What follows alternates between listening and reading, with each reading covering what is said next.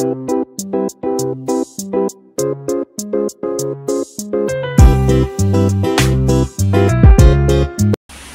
Kitchen मध्ये नमस्ते। आजची recipe आहे कोलंबी, सुकी कोलंबीचा छान अशी चटणी गावरान पद्धतीने एक नंबर। मी पहिल्यांदा काय केलं, इथे साफ करून घेतलेली आहे। साफ करून घ्यायची आणि इथे छान अशी भाजून घ्यायची। 10-15 मिनिटं असा लोखंडी तवा असेल त्याच्या तव्यावर आहे ना भाजून घ्यायची। इथे 10 ते 15 मिनिटं झालेली आहे आणि छान अशी गोल्डन कलर झालेली आहे बघा। सुकी सुकट इथे भाजलेली आहे। इथे आहे ना आपण आता काढून घ्यायची, अशी प्लेट मध्ये काढून घ्यायची आणि काय करायचं 1 ते 2 पाण्याने स्वच्छ धुवायची। धुतल्यानंतर आहे ना त्याच्यावर लिंबू पिळून घ्यायचा। तुमच्याकडे लिंबू असलं तर लिंबू पिळून घ्यायचा।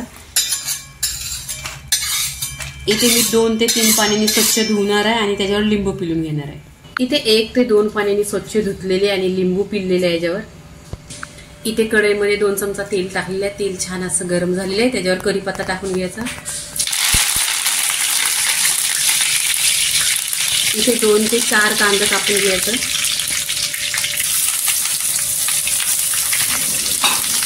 कांदा इथे छान असा गोल्डन कलर करून घ्यायचा।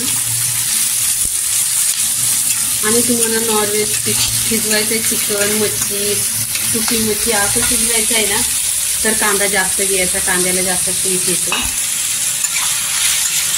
इथे मी 4 कांदा कट केले आहेत। कांदा असं बारीक कट करून घ्यायचं आणि छान असं गोल्डन कलरवर करून घ्यायचं।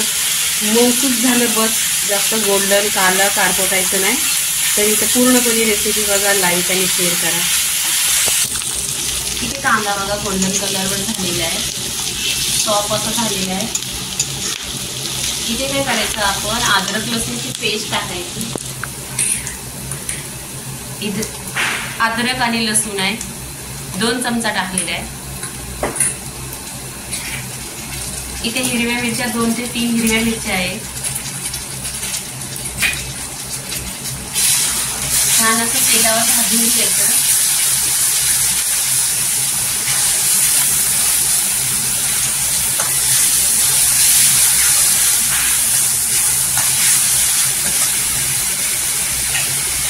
इथे 2 ते 3 टोमॅटोची मी प्युरी बनवलेली ती टाकून घेते।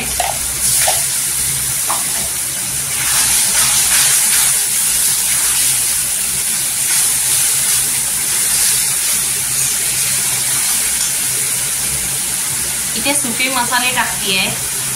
हल्दी पावडर अर्धी चमचा, गरम मसाला अर्धी चमचा, धना पावडर 1 चमचा, कश्मीरी लाल मिरची पावडर 1 चमचा, आगरी मसाला 1 चमचा आणि किचन किंग मसाला 1 चमचा।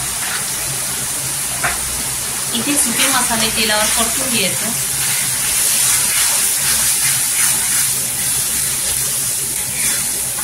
पूर्णपणे मसाले तेलावर परतलं का सुके मसाले बघा परतल्यानंतर आहे ना सुरेख असा कलर येतो पूर्णपणे। ते पाणी केलेलं आहे मी। इथे स्टीलचं 2 पेलं पाणी टाकलेलं आहे। तुम्ही तुमच्या चवीनुसार किती तुम्हाला पाहिजे तेवढं टाका। इथे मी चिंच टाकलेली पाण्यामध्ये, हे चिंचचं कोर आहे। तुमच्याकडे चिंच असली तर चिंच टाका, नाहीतर कोकम असला तर कोकम टाका।